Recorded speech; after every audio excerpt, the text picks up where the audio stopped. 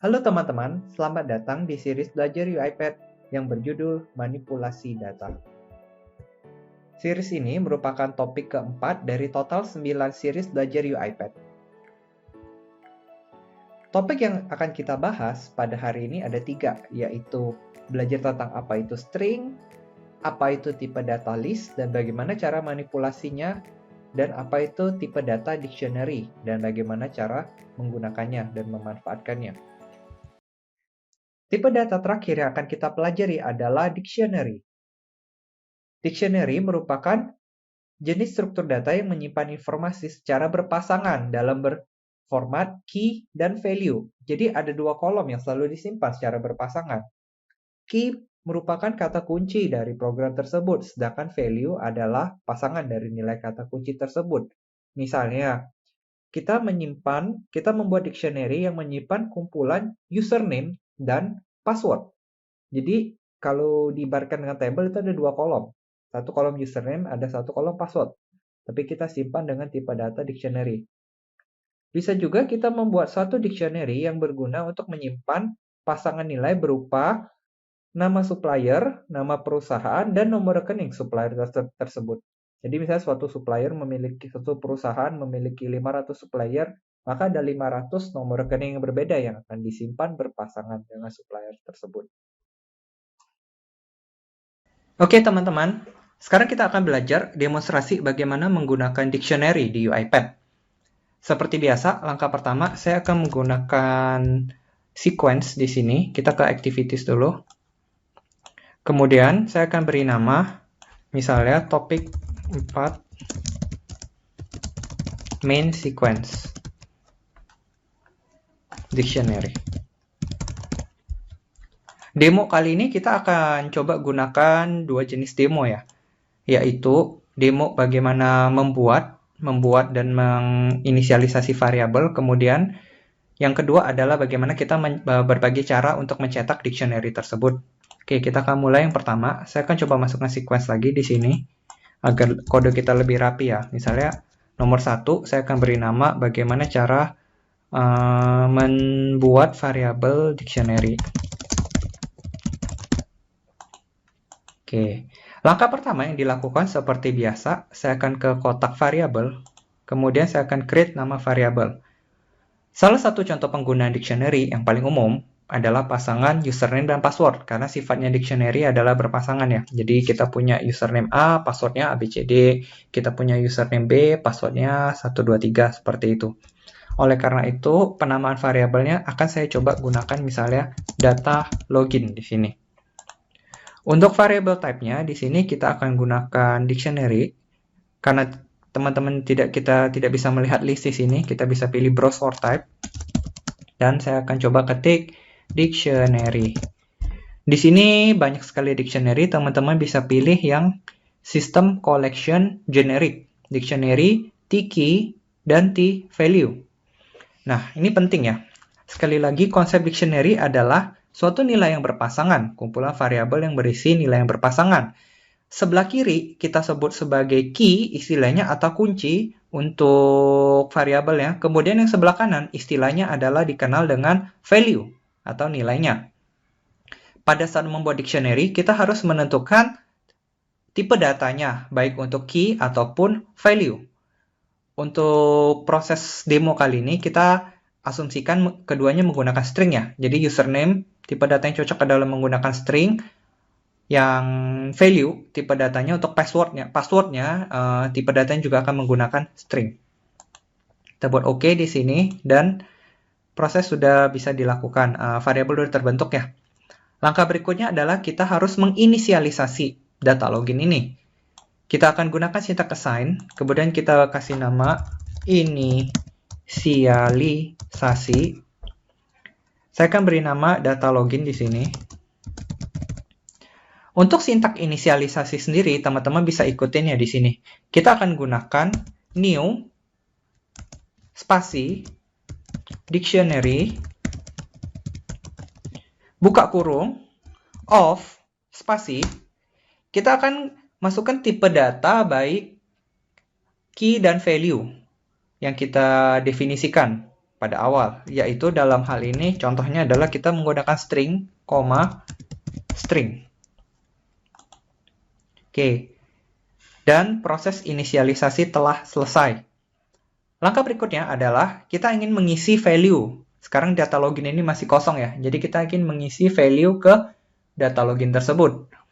Oke, sintaknya kita bisa menggunakan fungsi assign. Misalnya saya akan mengisi baris pertama atau nilai pertama dari data login ini dengan username password. Misalnya dengan user kita memiliki user Andi dan password 1-6. Maka yang saya lakukan adalah saya cukup mengetikkan data login di sini. Buka kurung, saya masukkan nama di sini, misalnya Andi. Kemudian untuk value-nya yang di sebelah kanan, saya akan masukkan sintaks 1, 2, 3, 4, 5, 6. Maka yang terjadi adalah kita telah mengisi data user Andi dengan password 1, 2, 3, 4, 5, 6 ke dalam variabel dictionary, nilai yang pertama. Agar rapi, saya akan coba rename kepalanya menjadi assign user Andi. Selanjutnya, saya akan coba masukkan nilai kedua. Kita akan coba masukkan 3 nilai ya di sini. Misalnya yang kedua, saya akan gunakan data login, misalnya Mimi. Kita punya user dengan nama Mimi. Dengan password, misalnya saya beri nama A, B, C, D, E, F.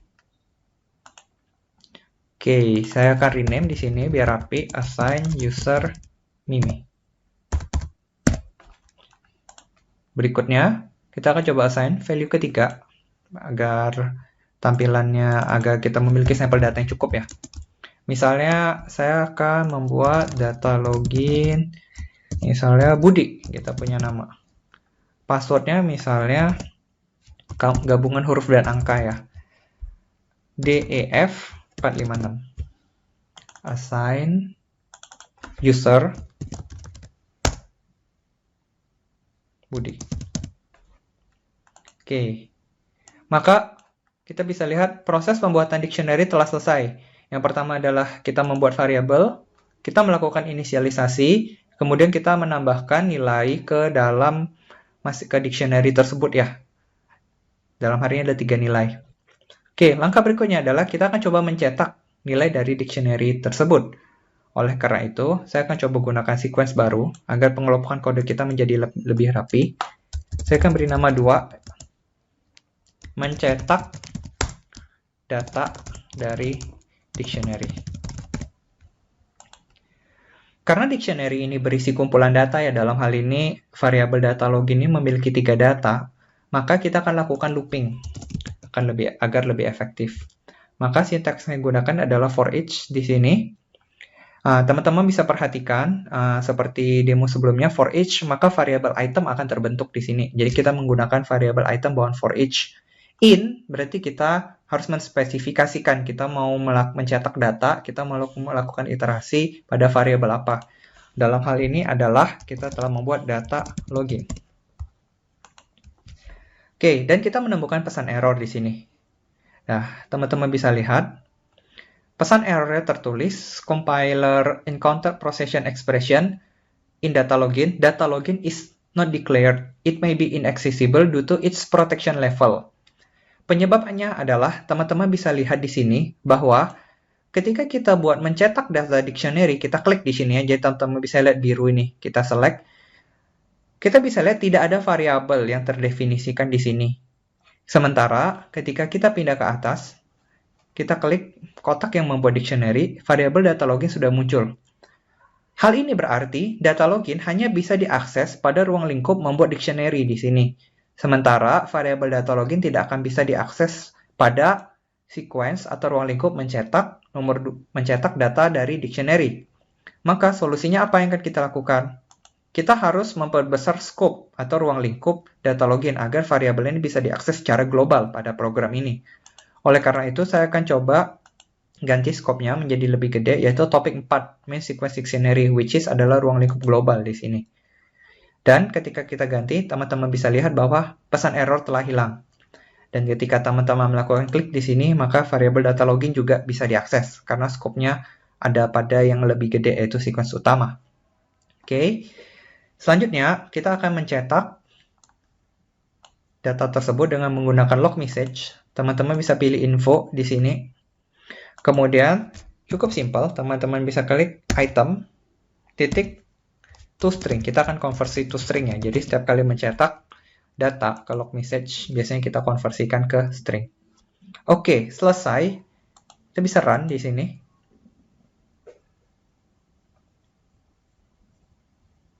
Dan kita lihat hasilnya. Oke, dan teman-teman bisa lihat di sini ada 3 data yang tercetak. Key-nya Andi dengan passwordnya 1-6, value-nya, key-nya Mimi dengan password ABCDF, dan key-nya Budi dengan topik 456. Oke. Selanjutnya, kita bisa mencetak, ada 2 cara lagi untuk mencetak data ini ya. Teman-teman bisa juga melakukan mencetak data untuk sebelah kiri atau key-nya doang. Untuk itu, cukup sederhana. Teman-teman kita bisa gunakan for each lagi, tapi kita tambahkan satu sintak di sini, titik ya. Kita panggil fungsinya, kita menggunakan kata-kata keys di sini. Maka, dalam hal ini kita memerintahkan program agar mengiterasi dictionary data login tapi hanya value key, yaitu value yang di sebelah kiri saja. Oke, kita akan coba run dengan sintak yang sama, yaitu item titik to string.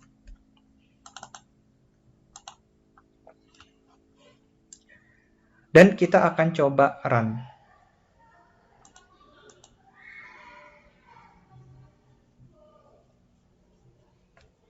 Kita lihat hasilnya.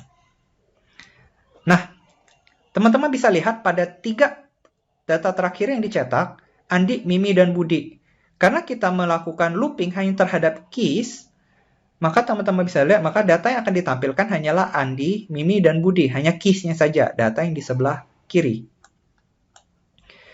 Untuk demo selanjutnya, kita akan menunjukkan cara bagaimana mencetak data value atau data di sebelah kanan. Cukup sederhana, kita akan gunakan fungsi for each lagi, data login, tapi kali ini kita tidak menggunakan keys, tapi kita menggunakan values. Saya akan coba cetak log message-nya.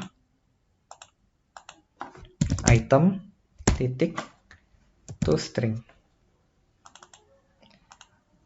Dan teman-teman udah bisa menebak hasilnya sesudah kita run. Bahwa teman-teman bisa lihat di sini. 1, 2, 3, 4, 5, 6, A, B, C, D, E, F, D, F, 4, 5, 6. Jadi, ketika kita memilih value, maka yang kita cetak adalah value-nya. Jadi, untuk merekap, ada 3 cara untuk mencetak dictionary. Yang pertama adalah, teman-teman bisa mencetak satu dictionary secara berpasangan, keseluruhan. Yang kedua adalah mencetak key-nya saja. Yang keempat adalah mencetak value-nya aja. Oke. Demo terakhir yang akan kita tunjukkan, akan kita pelajarin adalah bagaimana cara mencetak value atau nilai atau password berdasarkan key yang diberikan. Misalnya kita sudah tahu namanya Andi. Jadi kita ingin mengetahui Andi berapa sih passwordnya. Cukup sederhana. Kita akan menggunakan log message di sini. Teman-teman bisa ketik di sini. Misalnya ya, kita beri keterangan lebih gampang. Username dari Andi adalah, misalnya teman-teman udah tahu ya, kita akan mencari username dari Andi. Kita tambahkan plus di sini. Maka, cara mengakses password, karena dengan yang sudah diketahui key-nya cukup sederhana. Kita akses dictionary-nya, yaitu data login, buka kurung, tanda petik, cukup ketik key-nya atau nilai username yang sudah kita ketahui, yaitu Andi di sini. Dan seperti biasa di akhir kita selalu konversikan to string. Oke. Jadi teman-teman bisa lihat proses penulisannya. Kita tambahkan keterangan agar lebih gampang, username dari Andi. Kemudian kita coba akses dictionary-nya, data login. Kita masukkan key-nya, buka kurung, tanda petik Andi, kemudian kita konversi to string. Maka kita akan coba run.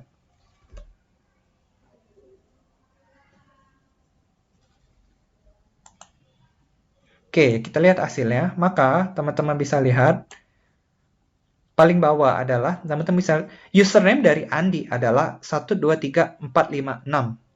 Jadi, dengan adanya dictionary, kita udah tahu key-nya, kita udah tahu username-nya, kita bisa mengakses password-nya berdasarkan dictionary tersebut. Pengaplikasian dictionary ini akan kita bahas lebih jauh pada saat membahas Robotic Enterprise Framework, yaitu REF yang bawaan iPad. Oke, sekian video demo tentang dictionary pada kali ini. Terima kasih, semoga bermanfaat dan sampai jumpa pada video selanjutnya.